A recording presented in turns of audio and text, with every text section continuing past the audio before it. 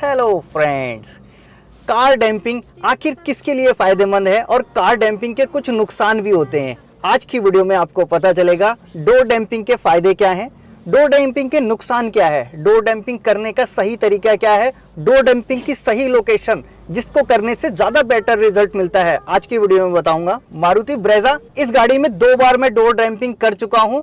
इस गाड़ी का क्या परफॉर्मेंस है, कितनी नॉइस कैंसिलेशन हुई है, रोड नॉइस को कितना कम कर पाई है ये डोर डैम्पिंग, आपको परफॉर्मेंस भी इसी में पता चल जाएगा। इसी वीडियो में आप खुद फील भी कर लेना। तो चलो स्टार्ट करते हैं वीडियो। सबसे पहले बात कर लेते हैं डोर डैम्पिंग के नुकसान की। देखो, डोर डैम्पिंग करने के लिए जो सबसे बड़ा नुकसान है वो आपकी ट्रिम्स का होता है। जब आप डैम्पिंग करने के लिए ये ट्रिम्स खुलवाते हो, इन ट्रिम्स के कई बार खोलने और निकालने में लॉक टूट जाते हैं और कई बार डोर डैम्पिंग करने वाले टाइम कम देते हैं, जिसकी वजह से कुछ होल्स भी बंद कर देते हैं जहां पे ये प्रॉपर फिटिंग नहीं आती। उसके बाद फिर आपकी गाड़ी में वाइब्रेशन पैदा हो जाती है। दूसरा एक और नुकसान है डोर डैम्पिंग करने में।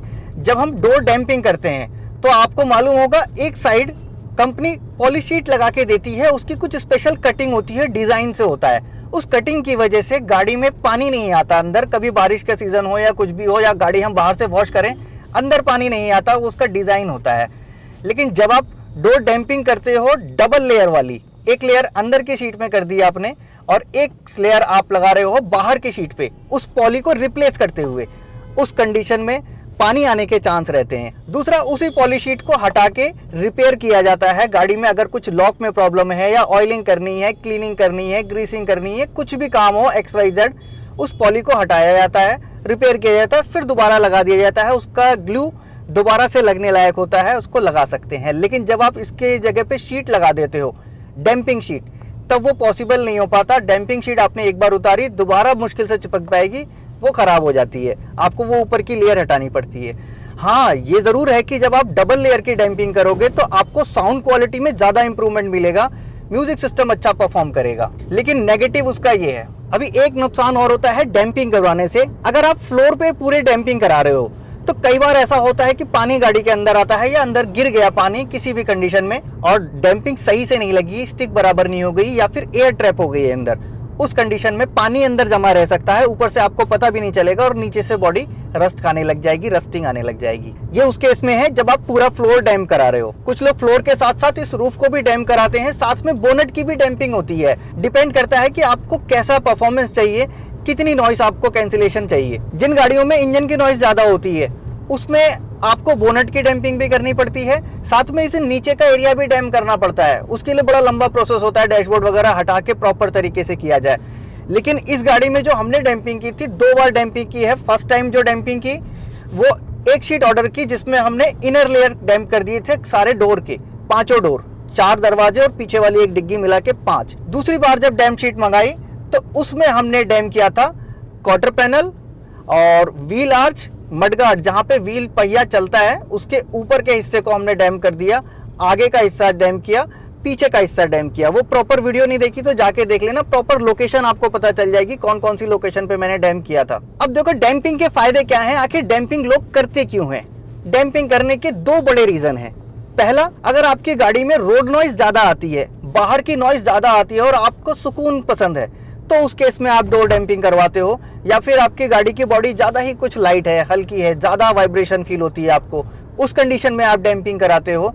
या फिर इंजन की नॉइस ज्यादा आती है, उस कंडीशन में आप बोनट की डैम्पिंग कराते हो। तो नॉइस कैंसिलेशन इसका मेन परफॉर्मेंस है। दूसरा बड़ा फायदा, अगर आप म्यूजिक लवर हो, अच्छा म्यूजिक पसंद करते हो, तो म्यूजिक क्वालिटी इनहांस हो जाती है जब आप डैम्पिंग कर देते हो, क्योंकि इसमें एक एक्स्ट्रा मोटी लेयर होती है, ब्यूटाइल रबर होती है, ऊपर से एल्यूमिनियम शीट होती है, आपकी गाड़ी के पैनल को वो और हैवी बना देती है। इसके अलावा डोर की जो बंद करने की आवाज है, वो फीलिंग है, वो बदल जाती है, वो थर्ड नॉइस आता है, फील होता है आपको कि दरवाजा बिल्कुल हैवी है। इसी मारुति ब्रेजा का दरवाजा पहले जो बंद करते थे वो आवाज अलग थी, अब जब दरवाजा बंद करते हैं तो आवाज उसकी अलग होती है। मेन इसका फायदा आपको नॉइस कैंसिलेशन और साउंड क्वालिटी से है। अगर ये सारी चीजें आपको चाहिए तब तो आप डैम्पिंग करना, इसके अलावा डैम्पिंग मत करना। इसके अलावा और कोई फायदा नहीं है इसका।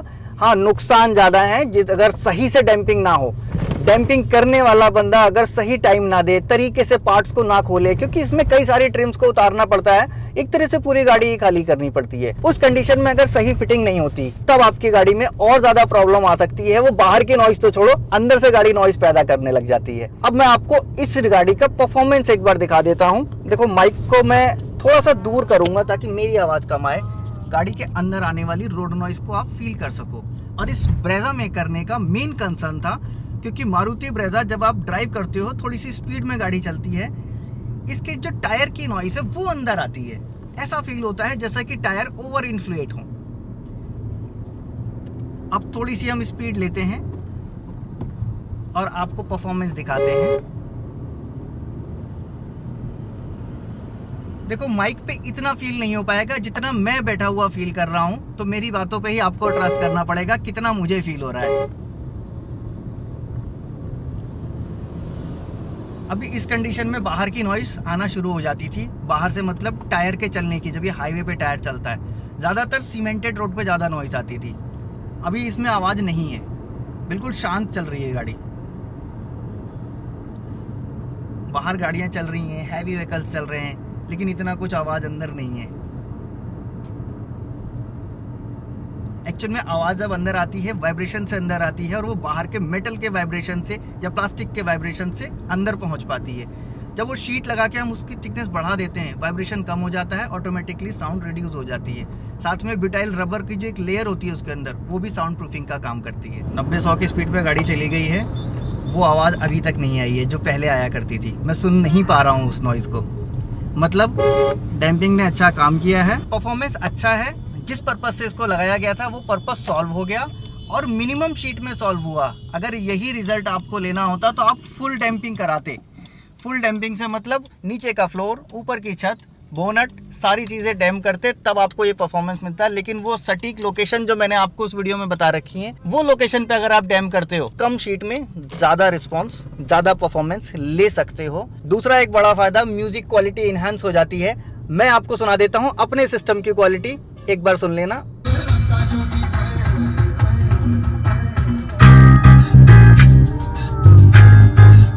फिलहाल आज की इस वीडियो को मुझे लगता है यहीं पे एंड करना चाहिए।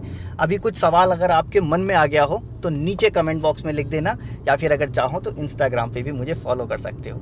मिलूंगा नेक्स्ट वीडियो में ऐसे किसी इंटरेस्टिंग टॉपिक के साथ। Thanks for watching.